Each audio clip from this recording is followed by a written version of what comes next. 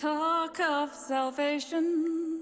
So I was born in India, grew up there mostly, and also grew up in Nigeria, where my dad actually was a MD of a record label company of a Yoruba music artist, which is probably where my love of music worldwide was fostered. I learned the piano there, and then grew up for the rest of my school age in India, but also in the US, and lived in South Africa, and now do live in Kenya. I've been blessed with so many influences of music: Indian, Western, African, jazz, and that is probably what has influenced my music. I need grace.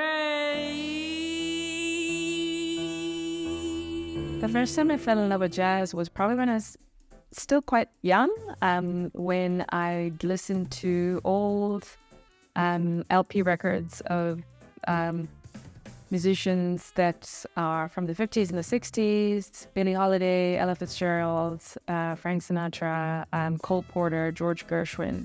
I just loved the music.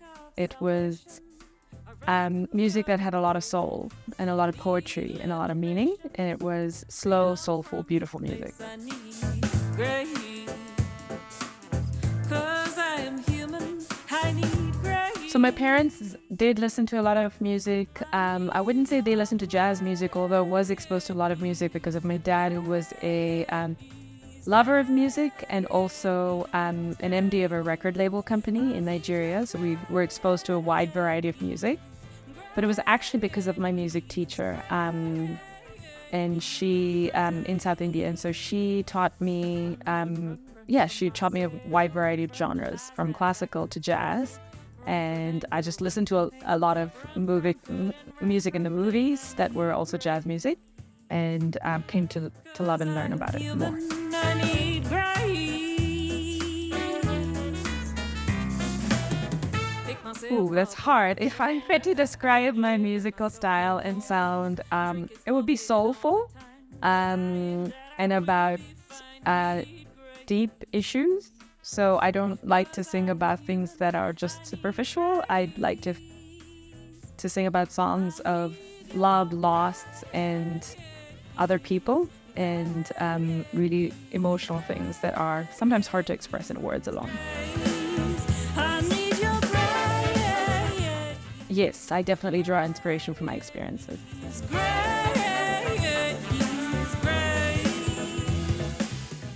So I play the piano and I sing, and I love singing and jamming on the piano. So that is my favorite by far. Of this misery, I need grace.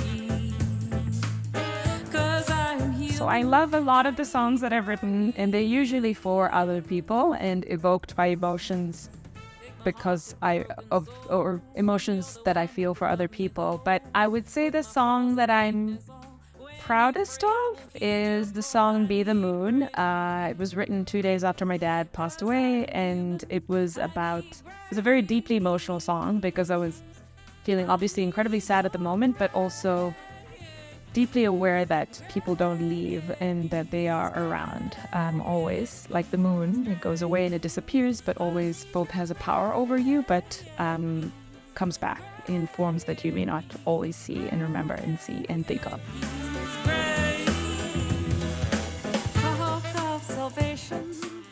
So my album is called Lost for many reasons. First, it's a play on words. It's both about being lost and having lost people. So in 2021, I lost a lot of loved ones, two really good friends of mine, and then my dad. And it happened within about 6 to 9 months. And music was a way out of that period of loss. And I was also feeling lost at the time. So it was both having lost people, but feeling lost. And for me, it was about capturing the moment, about the deep emotional loss that I was feeling at the time. And that music really saved me. And I was able to express myself, but also find my way out of grief because of that, of music, of writing music and singing the songs that I composed. Liberation, freedom from this place. I would say, okay, it's probably my favorite venue, and it is a bit strange, I guess, was Cheche Bookshop in Nairobi.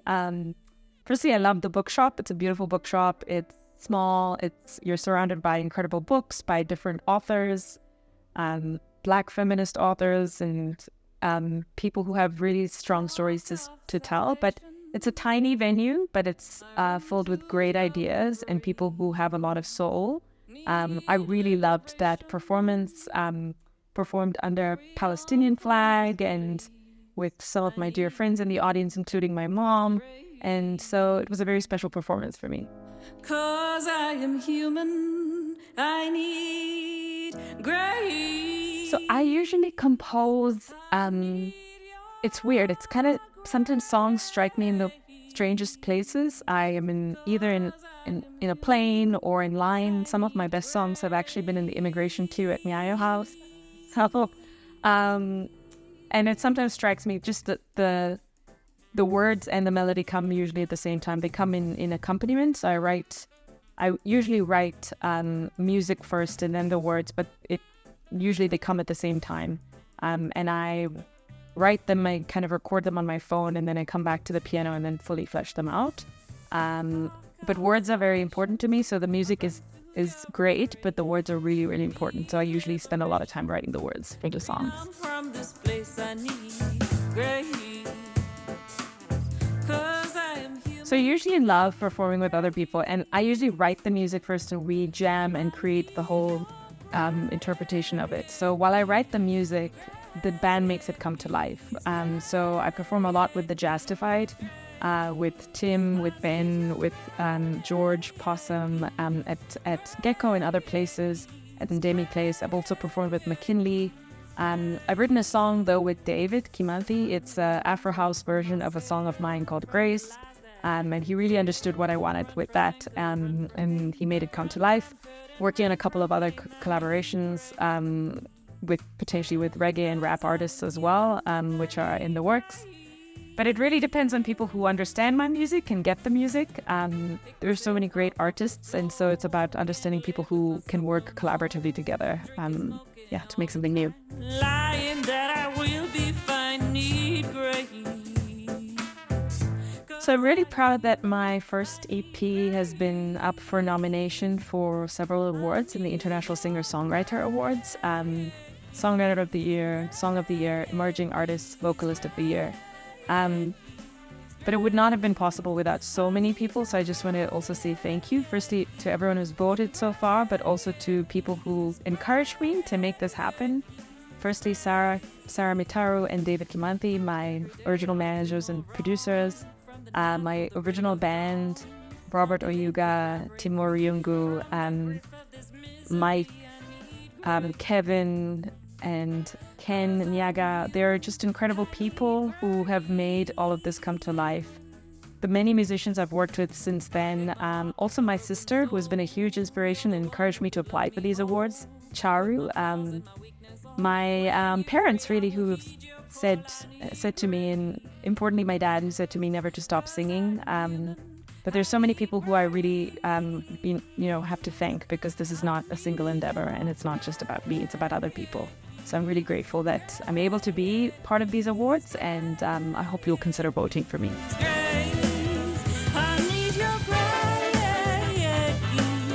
So I've performed in a lot of places in Nairobi, in a couple of places in Kenya, but also in South Africa, in Rwanda, in India, several cities in India, Bangalore, Chennai, Delhi, Mumbai. I've performed in the United States.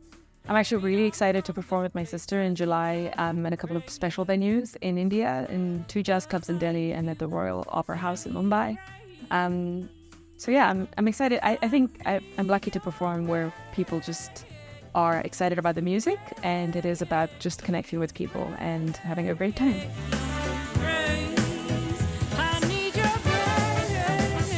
So I write a lot of music. I write music almost every week, and I have written probably more than 20 songs that I have not recorded. But so I'm trying to perform a little bit, but also make the time to record. So I am working on my next album and thinking of which songs I need to record on the album.